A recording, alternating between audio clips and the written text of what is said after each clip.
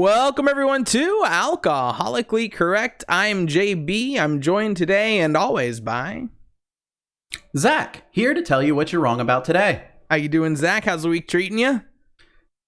It's good. It's been another week of working. I mean, you're just getting right up to that point where you have to start coming back into the real world. I'm at my weekend at this point for the first time in 6 months, where I have 2 days off and then I'm working 5 days in a row. I do get to start at home, which is nice. It's not a from home job, but they're going to do some kind of like refresher training, which after 6 months, and I'm sure there's a lot of changes and updates. So probably a good idea, but I think it's also to help us ease into having a schedule again for those of us that didn't work at all during the 6 months. So it'll be interesting. I'm definitely trying to enjoy this as much as possible, but I'm sure. Yeah. But yeah, well, good to hear that the week is going good as usual. I know we kind of teased or told what this week is going to be about our main topic, but I know we're going to kind of start off a little lighter, but of course, first we're going to start off talking about our drinks. What you drinking over there this week? Well, in this week, I'm actually drinking a beer after your own name. It's going to be starting with a Joseph Bra, which is a Czech-style Pilsner. Czech-style, Pilsner. Okay. Czech-style Pilsner, but it's JB Pilsner. So, drinking your JB Pilsner, but I didn't even know I have a lot of different like things in my family line or whatever, but I didn't know I had any Czech in me. That's interesting. So, look at that. You're welcome. I hope it's good. But even more importantly, I'm drinking in my UCF glass because UCF's college football starts this weekend, which I am both really, really excited about, and also really, really, why are we doing this? I get it. I hope that I almost did it as a topic. I will next week. It'll be my side topic next week so I can get a little information. You know, the NFL season just re-kicked off recently, last Thursday, and from when we're recording. But they talked about the measures that they're taking to ensure that there's not an outbreak and there's not a spread. And they've had really encouraging numbers, and they're doing some really interesting things. But like I say, that's a teaser for next week. But so hopefully college football, if they're going to do that, I think it's the Big Ten just voted to play football. They were the one that had said they were canceling the season, and now they've just decided to come back in states where they can. Well, yeah, and they were just like, oh, there's money available to me. I'm going to go ahead and take that if I can. I'm sure that was part of it. That's the part that's so screwed up. The colleges themselves are making crap tons of money. They use this money to, it's just a huge portion of the funds that they get every year. Oh, yeah. And that could be a big topic one week, to be honest with you. Like finances in college football and college sports. Oof. Oh, my goodness. But yeah. Or just college financing. Sure. Oh, well. In general. And that could be its own topic. Yeah, exactly. Exactly. But yeah, I mean, even Memphis just had to cancel its next game, I believe, because of corona cases. Oh, wow. So, see, I hadn't heard about that. Yeah. Yeah. Yeah, there's already a bunch of that happening. And so it's not like they're professional athletes. Like the NHL, they did a perfect bubble. They've tested every week for the playoffs and for the Stanley Cup finals, and they've had 0 cases. Last week, they tested over 2,000 individual tests. All of them came back clean. They've been clean the entire time. Those NFL numbers. I know we've done a pseudo topic. I hope everyone's cool with that, and you started sipping on your drinks at home. But again, at home, not if you're driving. Yeah. But I lost my train of thought there on that. But no, yeah. Just the number of you were cases. saying about them having to cancel for the what do you call it? Whereas the professional sports, that's it. The NFL. Well, the NFL had something like 60,000 cases tests over the course of however many months they've been working on coming back, and I think 5 or 6 total positive cases in the whole time, like some really low number. Yeah, and it's just a matter of, but they can do the bubble. So what are you drinking? I'm sorry, I got distracted. No, not at all. Yeah, no. Hey, you know me. I'm definitely a huge sports fan. So anytime we can sidestep to sports, that's going to grab my interest, and I'm going to take us down the rabbit hole. But I'm on a Leinenkugel this week. I got the summer shandy going on. So keeping that summer going since my summer is ending. It's the first time I've had a summer since I was like 17, so 6 month summer. It's a pretty good one, but so this is to the summer, but yeah. Speaking of drinking, though, should we go ahead and get down to our shots? Anything special in your shots this week? Nope. Same as always. I'm going vodka. With me going now. back to work, for our YouTube audience, you'll know what I'm talking about. My beard, this will be the last week you'll see the beard. This will also probably be the last week I'm on the JB Fire. It's about gone for now. The bottle's finally about to say goodbye. There's like a sip left. I think I'll get to that one at some point after the show. You know, the more you drink, the more you want. So, anyways, all right. There you go. So speaking of which, should we take our shot and jump into topic number 1? Yep. All right. Absolutely. And All you're right. going to take us on? Cheers. Cheers. So yeah, I'm absolutely going to start us off on this topic. Again, not the climate change topic. That'll be our main topic in the middle. I know we mentioned it last week on the off chance that, you know, the 5 to 15 people that watch or listen to this are listening to both. I want you to know that's coming up. So before that, Zach, you're going to take us down something else. What's going on? So what I'm going to do is I'm going to go talk about the planets. And in particular, we're going to talk about Venus. Ooh. What do you know about Venus? I heard something in the news recently, and I don't want to step on the story, so it might be related, where they found something in the atmosphere of Venus that shouldn't be there, essentially, and they're struggling to explain it, correct? They are. Okay. But before we go into that, it's phosphine gas is what you're talking about. Yeah, well, and I know that they have about acid rain there and all that. That's why it would be uninhabitable. Like, yeah. Oh, it's more than acid rain. Did you know that the take a guess what the minimum temperature is on Venus? Closer to minimum average temperature. Closer to the sun. I'll say it averages out. Because you're making me guess, I'm going to go a little higher. So if I get it, I'm going to say about 285. No. Their average surface temperature on Venus is 870 degrees Fahrenheit. Holy smokes. The minimum. Sorry. That's the minimum average surface temperature. Ugh. That's a cold front in Venus. Yeah. Now, guess what the warm front in Venus would look like. God, from 800, I'm gonna go. If we go 60 to 1, 870. I'm gonna go 1500. Nope, it's also 870 degrees. That's interesting. It has a very, very similar temperature all across at all times, and the reason for that is greenhouse gases. Venus is chock full of greenhouse gases, mostly carbon dioxide. We don't know necessarily where it all came from yet, but we do know that there's so much carbon dioxide on the planet that its nights and its days are the same temperature. Wow. It doesn't change. That's crazy. Yeah, that's how much heat is trapped in there. In fact, Mercury, which is half as far away from the sun. Okay. So it's half the distance to the sun. Yeah. So I think it's like 35 million miles away, while Venus rocks around 80 million miles away, something like that. Yeah. Basically, Mercury's max temperature is 840 degrees, which is less than Venus's temperature. That's crazy. I wonder why. Yeah. It's something on the atmosphere of Venus? Yeah, it's the greenhouse gases on Venus. Mercury doesn't have an atmosphere. It's been mostly blown away by the sun. So its minimum temperature on Mercury on the night side goes down to negative 275. Wow. So, right? Yeah, Isn't I never that would have guessed crazy? that. That is crazy. Yeah. In fact, so what you hear about is phosphine gas, and you hear about the fact that there's this cool gas that might or might not mean that there is life on Venus. I wanted to kind of let you realize how hostile the planet is. Yeah. So you've seen some images from landers on Venus. Not very much. You've seen one or two photos. I've seen more from Mars for sure.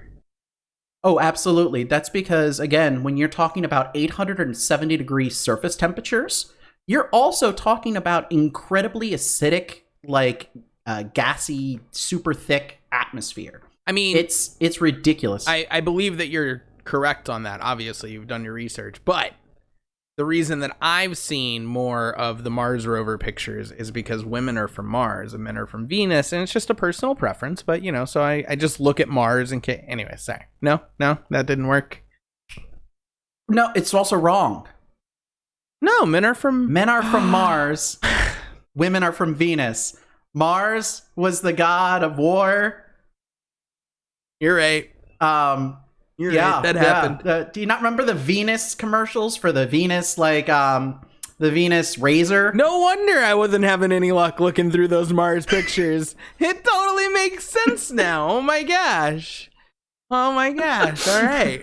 Wow. Thank you. You really cleared that up. I learned. So I know that's not the end of the topic, but that was a big revelation for me. I got to start looking at Venus. So what's going on? Are we going to have more photos coming from Venus? Does anything change that, or no? You said because of how acidic. Did you say? Am I hearing that correct, or was I? So how hot and how acidic that the thing is. So basically, in order to land a probe on Venus, so we have to send a probe hurtling through an atmosphere that's thicker than Earth's, by I think about 100 times thicker than Earth's atmosphere. So incredibly thick gaseous mess. That's also 870 degrees Fahrenheit. That's also like this acid like soup basically. And so we've I've gotten in some cars in Florida that I think would rival these conditions that the humidity. Yeah. Oh my God. You get in, you're like, you feel like SpongeBob in that episode where he gets dried out. You're like, I can't breathe. Anyway, sorry. Go ahead. Yeah, exactly. It's like that, but worse. So yeah. In any case, so we've had a few probes that have landed. They've lasted. I think the longest one lasted on the planet's surface was I think like 10 minutes. So before the electronics in them just completely fried and everything gave out. So we're not trying to do anything with the surface. We know the surface has been dead for a long time. But what you've heard about is this phosphine gas. The really cool thing is we think that there might be stuff that's alive in the atmosphere itself, like floating microbes and floating bacterium and floating some sort of life. We actually have talked in the past about putting colonies on Venus by basically building giant dirigible platforms and almost like freaking like giant ones, because the atmosphere is so thick, you know, you can easily float something on the atmosphere. And the thing is the pressure at about where you start to float something is about 1 atmosphere, is about like where the cloud layer is, and that's what you float things on top of. So the idea there is that effectively where we're seeing this phosphine gas is about where we would think that we would try to live by building giant floating platforms. And it's just the temperature there is reasonable. The temperature there is not far off from Earth's temperatures. The issue there though for us would still come down to the whole it's still mostly acidic. It's a very acidic gas mixture, but yeah, basically you could.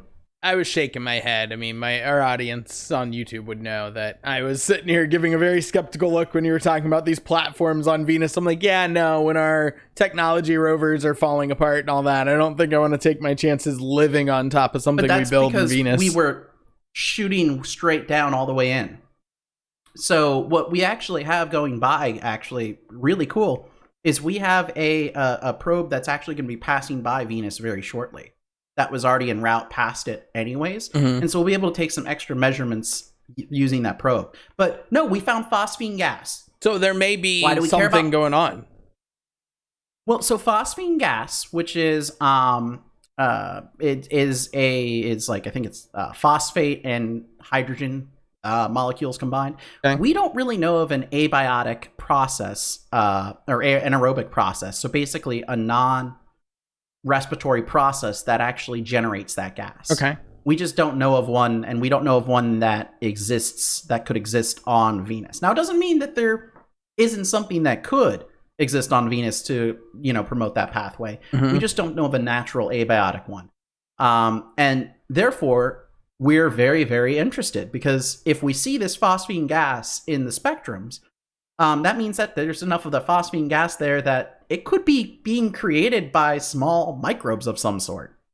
It's a byproduct of really all we know of is life as we know it. So we don't know of a more of a natural method of that production. So it's kind of cool. The reason I thought that was really doubly interesting. So what you're saying is because what you're saying is, and no offense, I'm not decategorizing myself. I'm just not a smart enough nerd. That nerds are working so hard to find women that are on Venus.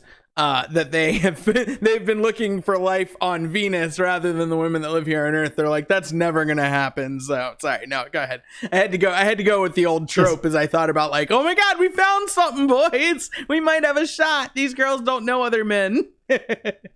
It's okay. JB's been looking on Mars for years already, and now he's just finally realizing what's actually been happening again. here. Right? I call myself out. Those nerds are still years ahead of me. Years. Fair, totally fair. All right. Anyways, go ahead. Sorry. But no, I thought it was really kind of a cool starter topic. A, possibly life on another planet. Sure. Really cool. And B, it's on a planet that's experienced such a runaway greenhouse gas effect, that it is literally the same temperature at night as it is during the day, and the temperature doesn't change. Yeah, that's crazy. No, that I couldn't even like imagine. That's nuts. It's hot enough to melt lead on the surface. Say it again. All the time. It's hot enough to melt lead. Oh yeah, on the 800 degrees. I guess so. That was the thing when we were talking. As much as I joke about the cars in Florida during the summer, it literally, I was thinking that I just didn't want to distract again to say like, you can't imagine that because you would literally just disintegrate. You'd be gone. There'd be no more you. And you'd be gone.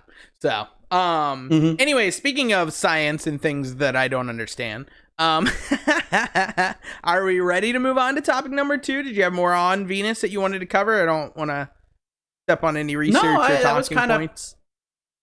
Not really. That kind of covered the majority of it. I heard about this life on Venus, and I could tell it was like microbes. It was nothing that they had found. You know, I read like one of the articles on it. And again, but I was still intrigued. There's no guarantee. There's no guarantee it's life. It's just the possibility of life because we don't know how this gas could have gotten there. Generally, what they're finding would only be created by life, as far as we know it. Correct. Yeah, that's exactly, and that is interesting. I appreciate you covering that. That's really cool. I know I technically. But yes. So, I was going to say, I know I technically take the reins on the next topic, but I imagine that when it comes to science and things like that, you'll probably be the one with the information on this next one as well. But I mean, I already literally threatened to crucify you. You did. So. I do want to talk about that. That was that was the main reason that I wanted to go ahead and follow through on this topic. So let's do it. All right. Salute. All right. Cheers. So this was the topic that last week I literally said, I quote, said, I literally will nail you to a cross. Right, exactly. Who knows, maybe we'll edit this down and they'll get a cut from that video of just you saying that part. But either way, that is what he said. If not, you can go back and watch Sip Sip Pass. And no, not Sip Sip Pass, sorry, the one after Sip Sip Pass, where he will have threatened to crucify me. But yes, I do want to talk about climate change because as I was trying to tell you then, and I didn't understand why you turned so angry about it, because I'd been drinking and I can be angry, so therefore I will. Fair. Well, and I know, right. It's a safe space with me, even though we're talking to as many viewers as we can possibly and listeners as we can possibly reach. Again, like and subscribe if I haven't mentioned it this episode, everyone. But that I have always claimed and been okay with my ignorance on climate change. And the reason was twofold. Yes, there is faith for sure, because that matters, because you have to understand that I do think that because I'm a believer, and this is not going to be that topic, that I do believe that in the end, things are going to happen. Whatever's going to happen is going to happen. And there is an ultimate, like, I don't have control over certain things. And so I just don't focus on those things. However, I say that to say, we are now being led by a person that when climate change is being talked about, he goes, it'll get warmer. I don't think science knows. And that's dangerous as hell. That is the opposite. That is not. So I, as a, salesman, comedian. Go ahead. Just real quick correction on what he said. Our president said, oh, no, don't worry. It'll get colder because California's on fire. And he said, oh, don't worry. It's going to get colder. Right. Nobody cares what the scientists say. It's going to get colder. Right. Well, and the guy, and the thing that baffles my brain about that, and that just shows you how, dumb dumb this person is. I can't help it. I'm sorry. But listen to what I'm saying before you turn this off, whoever's listening that supports him. What I mean by that is I'm dumb too. But that is not the person who should be the president of the United States. That is not the person who sits there, and when the guy is literally saying, look, I agree with your essentially talking points on we should be doing, controlled burns and things like that to try and prevent some of these from happening because they're happening every year. However, if I act like the administration is trying to do, that is the only solution, then we are not going to fix this problem. We're not helping the people. Instead of saying, right, I just want to, that's something I know we can do. The rest, we can debate type thing or something. This guy just sits there and smugly laughs as if he knows anything. He knows nothing. These people spend their lives studying this. He spends his life flying around talking about how smart he is and what a great brain he has. And then he smugly laughs, ignores the fact the guy's trying to find common ground with him, and goes, it'll get, what did you say? It'll get colder. It'll get colder. Just you watch. And the guy just goes, I wish the science agreed with you. And he goes, I don't think the science knows, actually. And you do? And you do. What? Yes. So anyways. See, here's the thing. Well, real quick. I know I'm talking a lot. I want to say this real quick.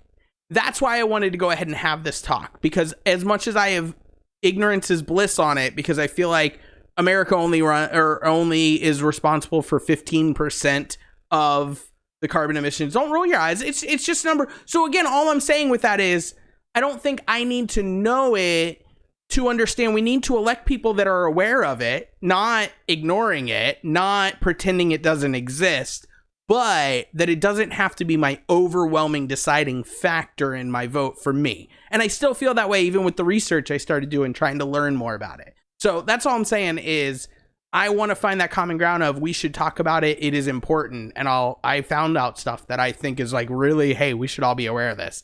But you have to understand that if you are just ignoring this, if you're pretending it doesn't exist, you're wrong. You're wrong.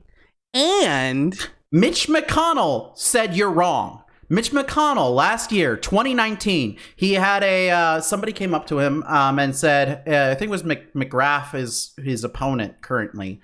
Okay. And Amy basically McGrath, it went, I think. Amy McGrath, yeah. So it was, so Amy's talking a lot about climate change. What are your takes on it? Do you think it's actually human caused? He went, oh, I do. No question asked. And this was in 2019. Now, this is after years and years of the Republican Party as a whole pretending climate change was not human caused. Right. He admitted it finally in 2019. Sure. And did it handedly. We've known human caused climate change has existed since basically the 1800s, but we'll get into that. Sure. Well, yeah. Sorry. And like I say, I know I talked a lot to open that up, but it's because, like I say, I want to discuss this topic very interestingly. And I want to address the fact that if you're like me and you understand that it's real and you believe in it, but you're also, maybe a believer or whatever you may be, but you just have this oh, we can't do anything about it. It's still worth knowing what's going on. It's still worth electing people and supporting people and finding people to support that are aware of it and addressing it, not ignoring it, pretending it doesn't exist. And that's, like I say, that's the danger. I feel like is that I feel like people are going the opposite way. They don't understand it. It doesn't make sense to them. They can't feel it. They go outside and the weather's pretty one day and they go, oh, what's climate change? And it's just that we'll talk about UBI in another what do you call it. But I've said, I think all of these things become easier to focus on the more we can help people kind of get out of panic mode. Because when people feel like every day could be their last day, not just because of random chance, but because the world's falling in on them, they're not focused on climate change in the next 20 to 50 years of what's going to happen. But it is the next 20 to 50 years stuff that's going to happen, not the next 2,000 years. So it is really important that we still talk about it, right? Yeah, sure. The next 20 years. That's when it's going to start. Well, not start. It's starting now. No. Look at these burns. Look how big they're getting. Look at our storms. It actually, so we don't really give the dates too much, but the day we're recording, today was the day that we ran out of storm names, according to a news report I read. So we are now circled back around to alpha, beta. That's the next. You were talking about that, I think, last week. Storm Alpha. Correct. Storm Alpha exists right now. It is over on off the coast of basically Europe, just right on the upper northeastern edge of the Atlantic Basin. Right. We have Tropical Storm Alpha that has decided to make its presence known. We have Tropical Storm Beta.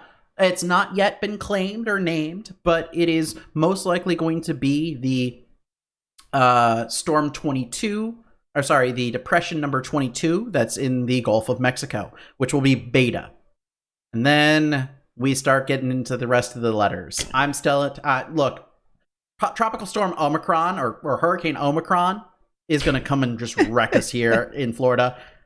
Omicron Persei or whatever. Yeah, we're done. Well, nice.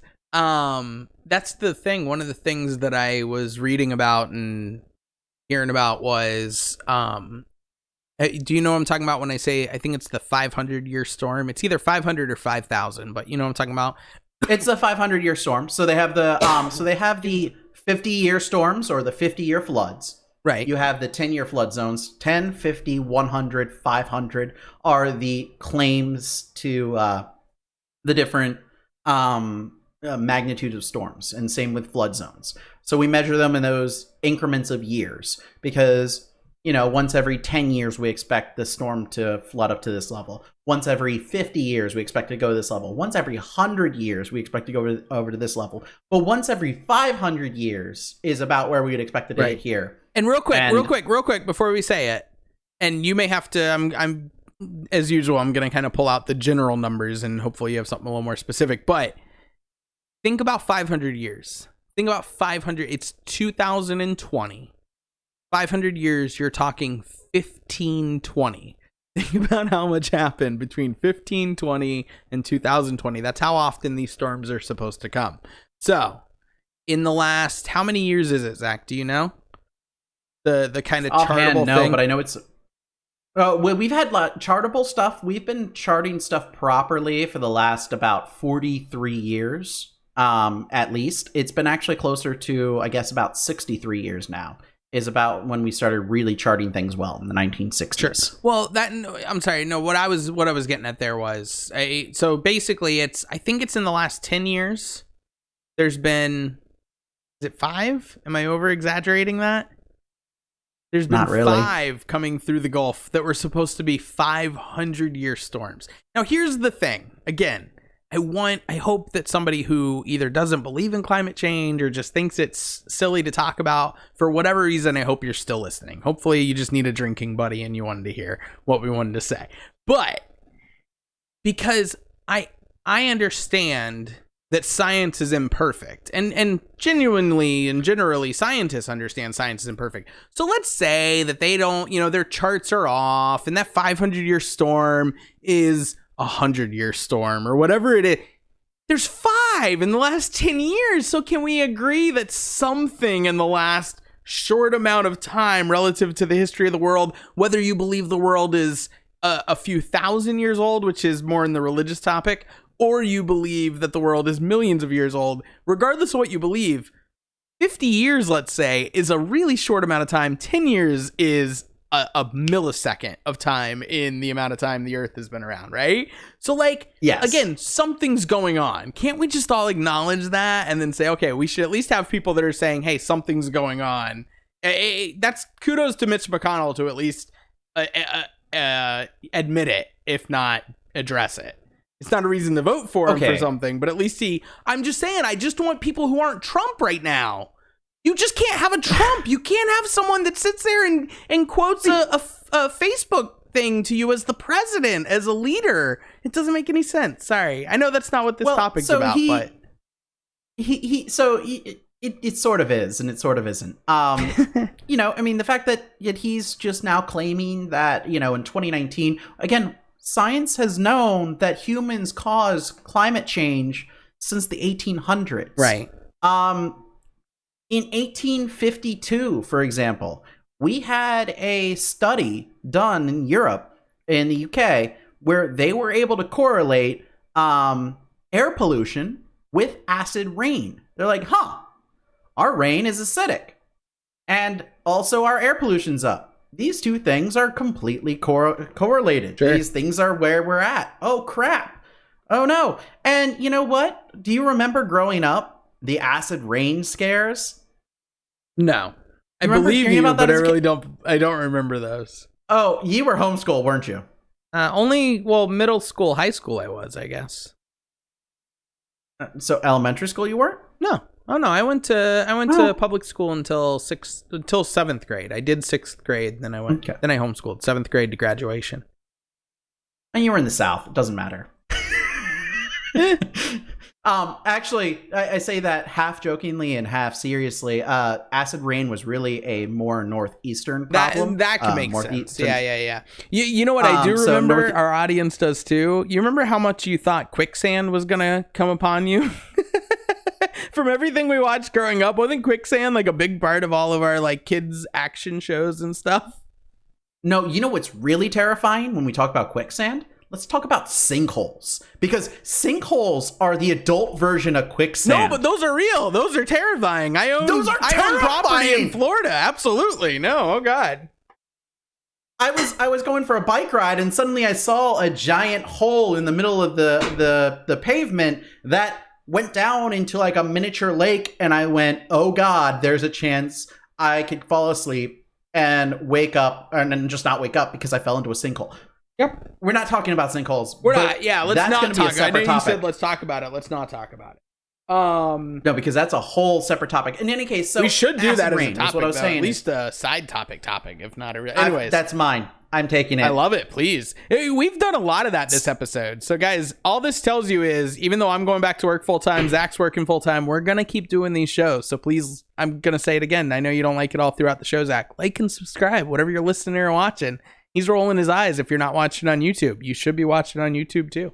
Or at least subscribe there. Anyway, sorry, go ahead. Yeah, so the whole point there was acid rain is because it was a big topic up northeast growing up, because what was happening was coal plants out in the Midwest were kicking up a lot of crap. Nitrous oxide nitrogen oxides and sulfur dioxide. Oh, that's going to get us back on track. Atmosphere. Okay, so that was happening, and so acid rain was starting. And so, and I remember growing up as a kid in the Northeast, we talked about acid rain because our acid rain was increasing year over year because jet stream was pushing everything from the Midwest over the Northeast. So we growing up with more and more acid rain, and we're like, oh crap, this is not good. Yeah. And actually the EPA finally got their shit together in 2005, and we're like, hey, now we're going to put a cap on this. By 2010, we expect you to go ahead and stop most of this production. And in fact, we expect you to hit this cap by 2010. We expect you to bring it down to these levels. And they did an expectation on cost. They estimated it to be about $1 billion a year for all the companies. And, well, luckily, by 2007... Okay. They'd already achieved all the goals. Nice. And the actual cost for the goals was a quarter of the expected cost. Okay, so that gets us back on track. So that's the other thing. So my beliefs on climate change for many years now. Because here's where I want to get more into this on the religious topic, but here's where God and science kind of converge for me. Some people sit there and use God to ignore science or to just disbelieve the science they don't like. And they go, that's God. That's God. I believe that science can explain God. I don't think you have to ignore science or hate science to believe in God. I really don't. And so I say that to say that, again, claiming the ignorance while saying that the people who are in charge of making decisions of what we need to do on things like carbon emissions, because that's one of the things I wanted to talk about was, so I was looking into this. I haven't read the book yet. I listened to an interview with the guy who wrote The Uninhabitable Earth. and he was talking about how like we're on track for our global kind of degree to go up like 2 and 3 degrees, and like catastrophic things are supposed to happen. There's places in the Middle East that will become completely uninhabitable for, you know, the entire summer and all over there because of the heat. We're seeing right now, I mean, you look at Miami, you look at places like that are just getting worse and worse. We were just talking about sinkholes. That's all part of the same stuff, where the earth, you know, the ice is melting. All that stuff is happening. Again, you can say that, well, God's in charge of that. God gives us free will. That doesn't mean you don't need to do the science to say, hey, all these advancements we do in technology and all this stuff, it has an effect. And what are you willing to, that's the thing, like, are you just going to ignore what's going to happen, so to speak, to people in the name of advancement, right? Go ahead. No, I know you're going to say something. Well, and so, no, here's the perfect thing for what you're talking about right there, is the hole in the ozone layer. I don't know if you remember this one as a kid. Hopefully you do. Remember how everyone freaked out about the hole in the ozone layer? Every time you sprayed your hairspray, you were like spraying it. Correct. Right. Yes. I remember. Yeah. So in 1982, we realized, oh shit, we've completely lost the ozone layer in a large part of Australia, basically, at the time. It was also in the Arctic and the poles, but really Australia is where they suddenly realized, like, oh, why is everyone dying of skin cancer? Oh, it's because they don't have a protective layer in the atmosphere. So that's when we really discovered it. And we realized that it was related to our spraying of the hydrofluorocarbons, chlorofluorocarbons, halon, which is it's a fire suppression drug that, or fire suppressant gas. It's basically an inert gas-ish. It's not able to explode. It's a very, very heavy gas. Right. And so the problem is these gases would go up and they interact with the ozone, which is a version of oxygen in the air, and they get rid of it. So we realized 1982, we created a giant problem. So we finally just did something about it in 1989, right? Okay. It was the Montreal Protocol. And by the mid-1990s, it stopped getting worse.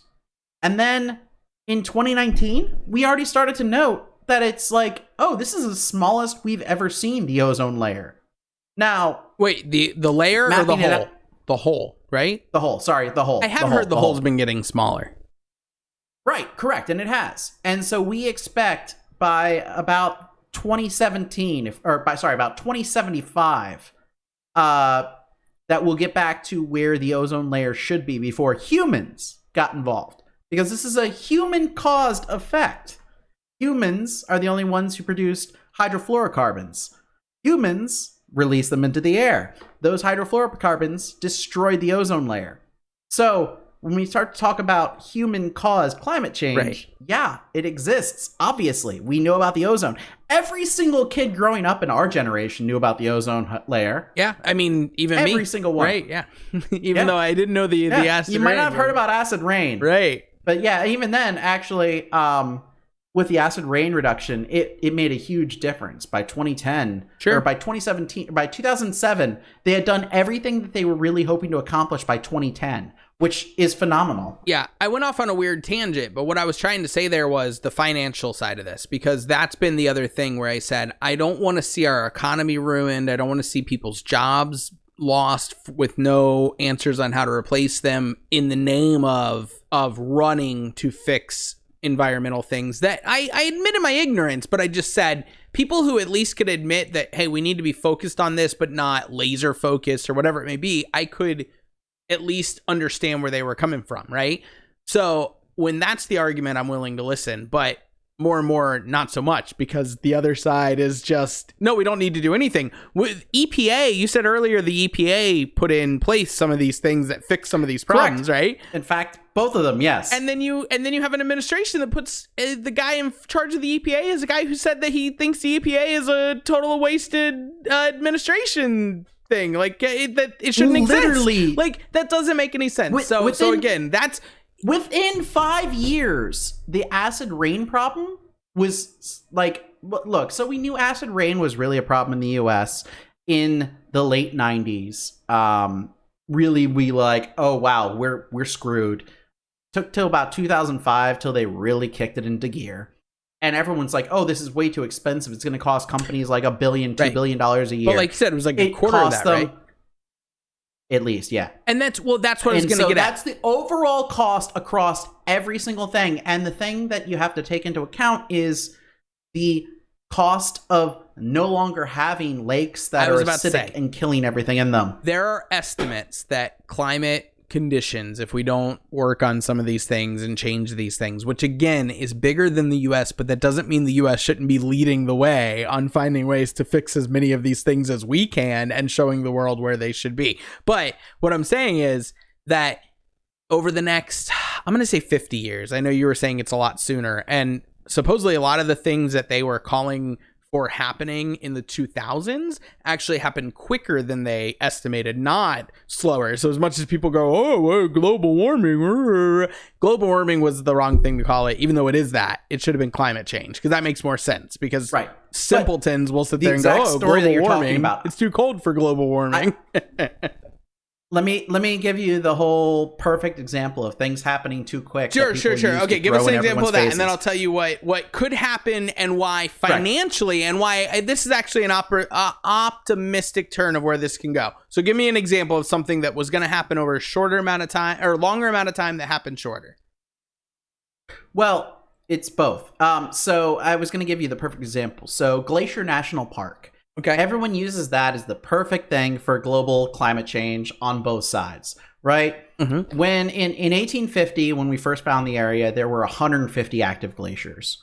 That was also the end of the Little Ice Age. So we actually established it as a national park.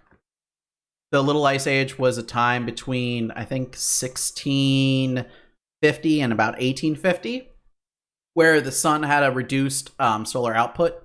And also, we had a lot more volcanic activity. Between those, we had a little ice age.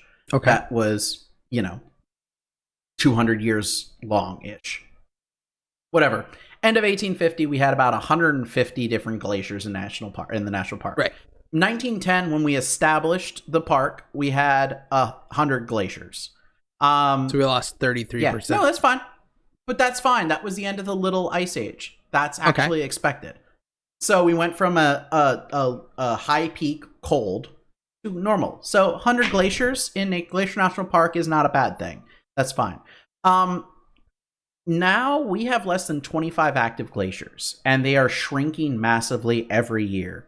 For a while, so when they did the study back in 2005, 2010, they had originally estimated that they were going to be all the glaciers were going to be gone by the year 2030. But there was a follow-up study done that when they were measuring the reduction in size, they saw it was reducing really, really quickly. So they upped the estimate to 2020, and when all the glaciers in Glacier National Park would be gone. And that's when we should have known what 2020 was going to become. Go ahead.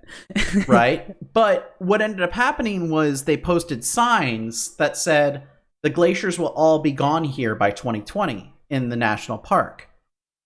Unfortunately, and I say this unfortunately, it's really not, is as the glaciers shrunk in size, which they continue to do, when they got to higher altitudes, what they didn't take into account in the original and the secondary evaluation was the fact that as glaciers get smaller and higher up in altitude, they melt slower because they're higher in altitude, there's more shade, there's a lot of other things.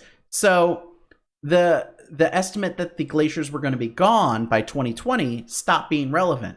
And then due to a reduction in the amount of funds that the parks had, they didn't remove the signs. So it ended up having signs, glaciers are going to be gone by 2020 for a very long time, far past when they should have. And so now people are like, it's 2020. There's still like 24 glaciers here. Yeah. Well, and that's what I was about to say is, so if you're looking for science to get something sort of wrong or technically wrong. You're going to find it. But figure out what that means you're then fighting for. So science was a little wrong, so screw it. We shouldn't look into this at all, and we shouldn't care about global emissions, and screw your electric car because I want my, gas guzzling whatever. Like, and again, I'm not saying you can't have a car that takes, I'm not saying you have to go super extreme.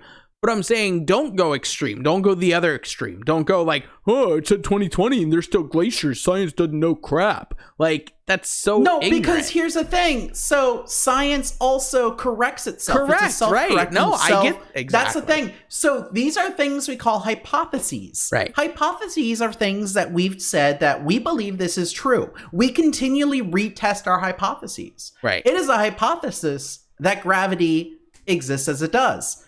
We've yet to find a better solution to it than what we have. What makes us but do it is still the hypothesis so that gives of me, gravity. That gives me the segue somehow to what I was saying as far as my little bit of optimism, my little bit of, science shifting and all that. There are estimates that over the next, I'm going to say 50 years, but over the next short amount of time, if the climate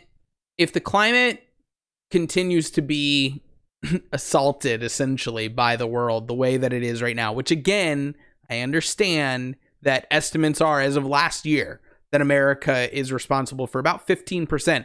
Doesn't mean we don't need to change ours. If you have something to say on that, I know I brought it up twice. I mean, do you have some pushback on that? So the 15% is the direct cause. We are directly causing 15%. Okay. What's not being included in that is the secondary causes. So if we purchase an iPhone that's from Apple, we're counting in the fact that we purchased an iPhone in California and shipped over here. We aren't including in that the manufacturing costs that occurred in China. But that's but still, that's China. That's China, especially with China being essentially a dictatorship. Sure, they can decide how they want to run things. But here's the problem.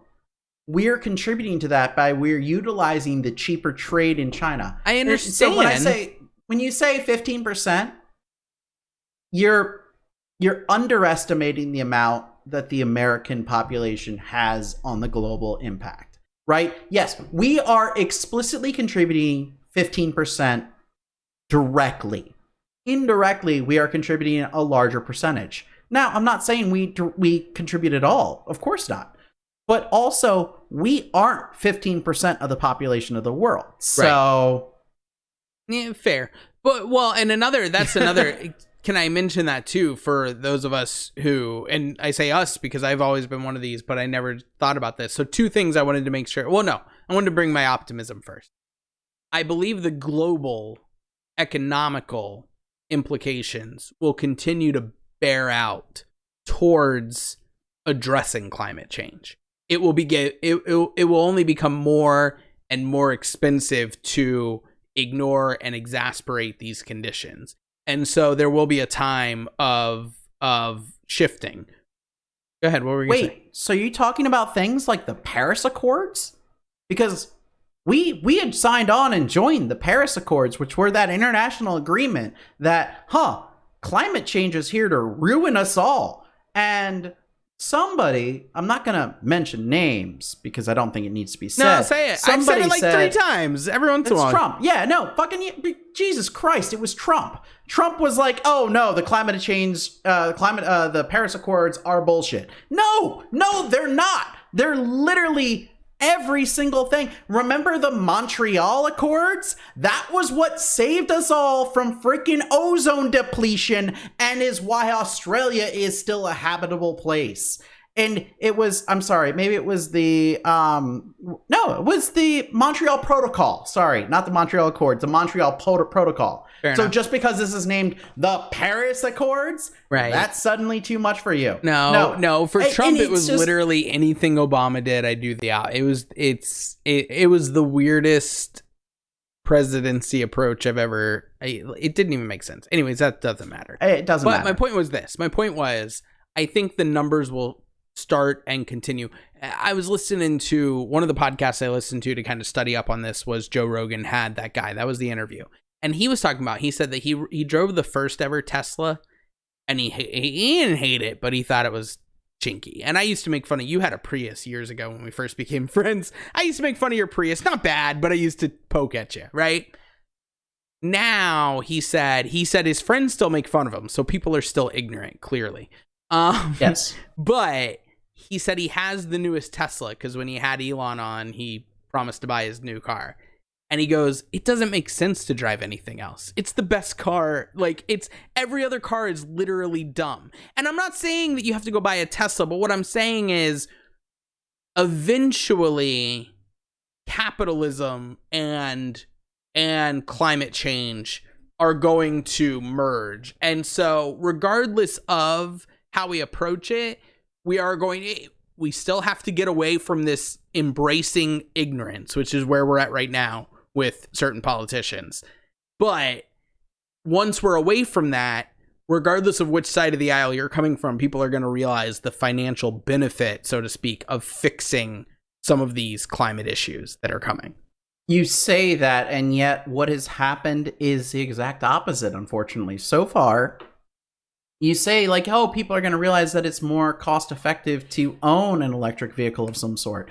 And it was actually more cost-effective back when electric vehicles were first introduced and they were killed. No. I don't mean people personally. I mean, I mean government. I mean our leaders and all. The numbers will bear out that way because it'll make more sense. It'll cost too much to ignore it over time.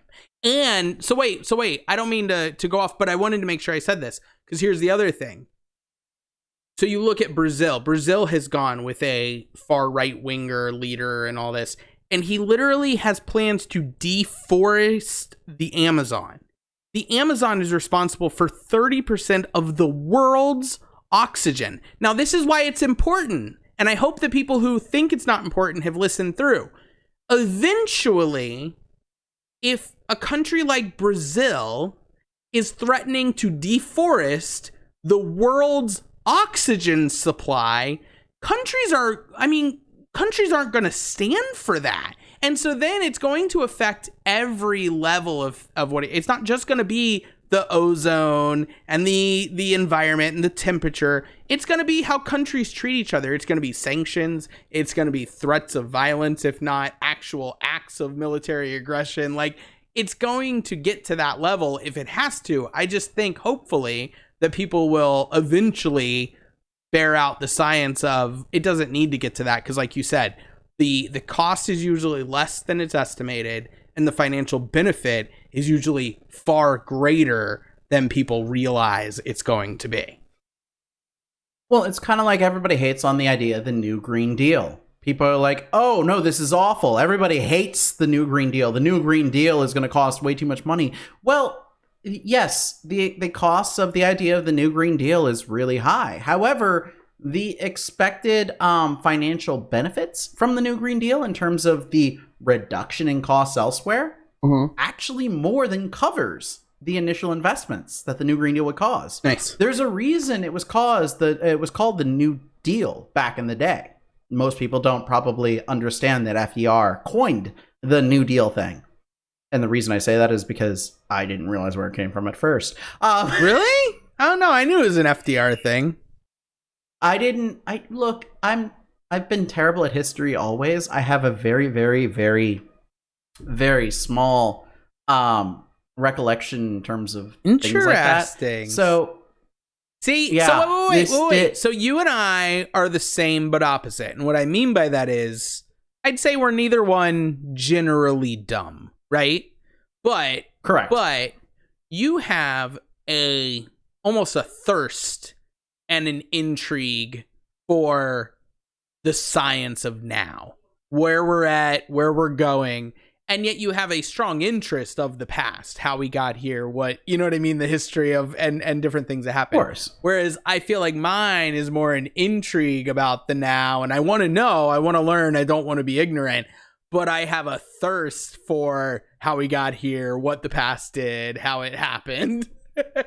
So anyway, yeah, just an interesting. No, correct. And I admit, I didn't realize the phrase, the New Deal, sure, the New Green Deal, where that came from, and I had to do a bit of research. But even the New Green Deal, you take a look at it, and yes, there are upfront costs, but the upfront costs are far, far smaller than the outgoing benefit, the financial benefit to society. and the loss. Right, the financial burden to society if we didn't I think I've teased it like 5 times. 600 trillion is the number. 600 trillion is the estimate. So again, okay, screw science. It's wrong all the time by like 80%. Do you realize what 20% of 600 trillion, do you realize that's still $120 trillion? Do you realize that's a lot of money?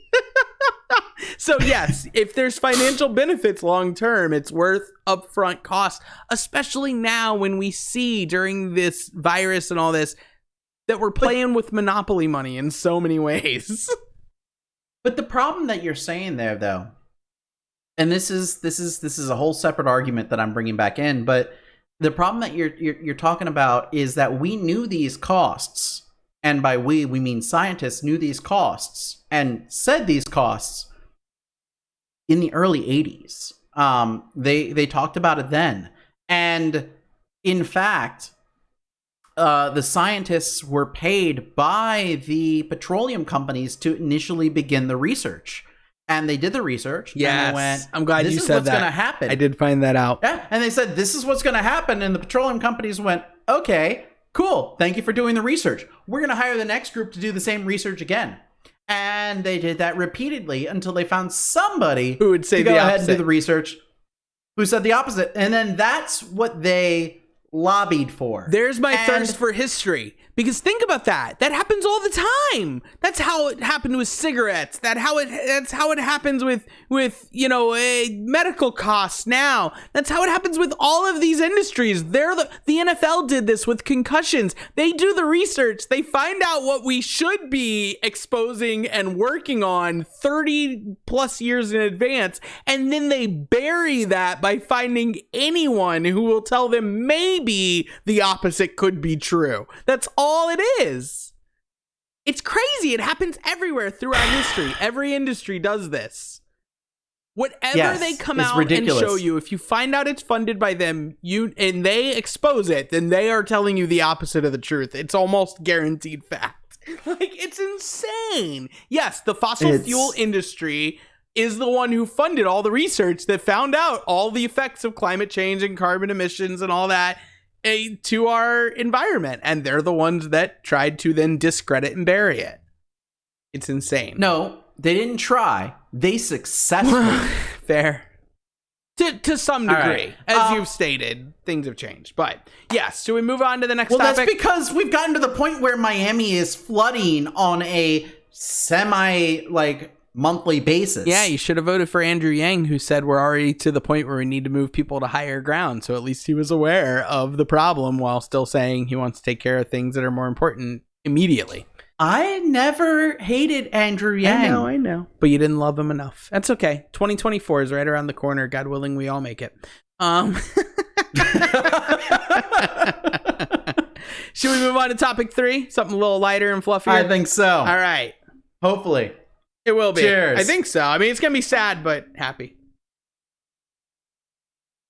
Wait, are we talking eating puppies sad? Or what level of sadness No puppies will at? be eaten, I don't believe, in the talking of this topic. So, because I'm going back to work, we took advantage of my wife works from home. I stay home, and my daughter's 1, so she's good with just socializing with us. I think I've mentioned in other podcasts, it's been great for her education and all. She's way advanced. But now that I'm going back to work... from you guys? Say it again. Wait, from you guys were educational? Remember, she's only 1. The fact that she counts to almost 20, the fact she knows her colors, which is basic stuff for most people, but for a 1-year-old is super impressive. So I have about a 3 to 5 year window where I can teach her some amazing things, and then the rest is up to the world. I would also like to point out, you say she's 1, but she's also 23 months. 22 months. She's born in November. It's September. She is. She counts to almost 20, Zach. I get it. You please, audience, let Zach know that 22-month-olds do not normally stumble a little bit somewhere between 15 and 20. She goes to 15 without skipping a beat. And like, anyway, sorry, that's not what this topic's about. What we did for her, because she also, more than that, she loves animals. She loves books. She has a couple of animal books and all. So because I'm going to be going out and about, I'm going to be working in a theme park soon, we decided to take her to a zoo. We have 2 great zoos near us. We have the Tampa Zoo and the Jacksonville Zoo, both highly rated. Now, I understand zoos are controversial to some people because like SeaWorld and all, there's some people that feel like it's abuse of animals. And go ahead. So yeah, can I please? Yeah. Real quick, because so zoos, I love the idea of a zoo. I also hate the idea of a zoo. A zoo, you take a internationally born, like a thing from the wild, and you pull it into a controlled environment, and then you build walls around it, and then everyone gets to watch that in quote unquote new natural environment. Sure. And it is a very ecologically bad thing, especially for endangered species and stuff like that. But at the exact same time, you get a lot of great scientific benefit from zoos, from both a observational standpoint as well as from an emotional learning standpoint for the crowd. That's what I was going to say. That matters because you talk about climate change. People, I don't want to go down that rabbit hole again, but people don't care enough to learn because they can't see it immediately in front of them. And so a zoo or a good environment, it may not be ideal to all of that type of a creature in the world, but there are potential benefits. And in a world that wipes out all different types of species and I believe it used to be at a much worse rate. I believe we've gotten better at that with our endangered lists and all. You don't hear about as many species getting wiped out nowadays. Unless you have the because they were numbers. already wiped out before. Okay, that's what I'm saying. I believe now we are more aware of it. Again, from our childhood. Right, because the rest of the ones were already wiped out. Now we're more worried about the ones that we are currently wiping out, which is less because we've already wiped out most of them. Okay, so literally you're saying I'm right. You're acting like I'm wrong, but I'm right. No, because that's what I said. We're better now than we were 30 years ago, 50 years ago about not wiping them out. But we wiped them out for many years. And what I'm getting at is zoos and all are not only educational, but they allow people to actualize something. We'll get into race in a different episode. But slavery, racism, it almost feels, I believe, to people who don't take the time to acknowledge it, it feels like it didn't happen because it doesn't make sense to them because it seems unbelievable. Animals like lions and elephants and things like that, they seem like dinosaurs. They don't seem real if you don't see them to a lot of people. Not to everyone, but to a lot of people, they just won't care. So again, I do believe that the benefits in the right environments, I believe we should have strict standards. I believe it should be, I don't want to go down the SeaWorld rabbit hole. I had a friend that was a trainer at SeaWorld, so I know they did a lot of rescue and things like that. So I'm just saying, I believe in those types of circumstances, you can find benefits to things like zoos. Honestly, okay, SeaWorld's a perfect example because they are the perfect evil villain. They had an entire documentary written about how terrible they are. SeaWorld, you're and yet, the thing is, yes, of course. And they had Blackfish. And how terrible SeaWorld is. Right. And yeah, you know what? When you take a look at it from the unfortunate side of the whales that are stuck there, or the what are they called? They're not whales. They're whalefish. They are orcas, killer whales. Is what I guess you were looking for. Killer whales aren't really, but they're not actual real. No, they're more closely related to dolphins than they are to whales, I believe, is the thing. Yeah, there's a whole thing. It doesn't matter. Whatever. When you take a look at that, yeah, it's fucked up because the fact that we think that they're actually conscious and we think that they're smart, and we have a lot of evidence to go ahead and show that, and we have a lot of evidence to show that they require a social aspect. It's if you took a person and you put them in a cage for years and years. I understand that point. That sucks. However, what it doesn't take into account is the fact that we have generations now of knowledge. A, knowledge, just the just understanding of these creatures. And B, not only of the knowledge, we now have people who care about it. people watch Free Willy and they go, Right. oh, they're amazingly cool. Like, I want to save them. They matter, yeah. Yes, it is. What the problem there that we're fighting there is, does the end outweigh the means? And in that case, I think the answer is yes, unfortunately.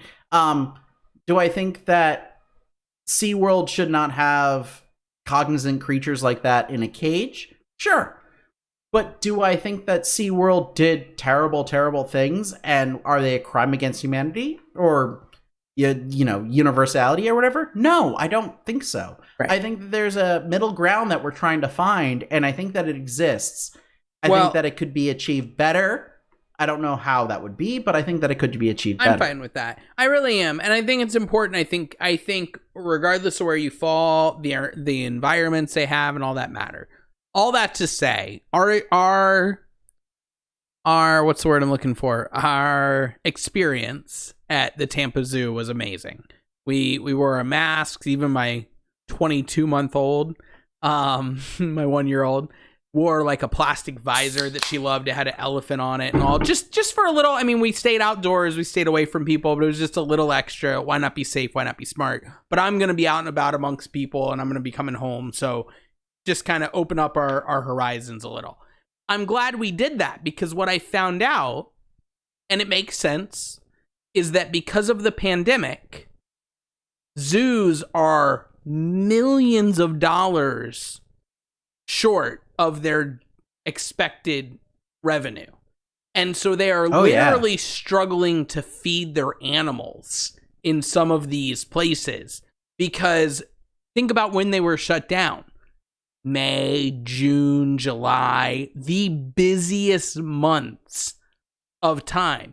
And so like Jacksonville's our number one zoo here in Florida, rated wise.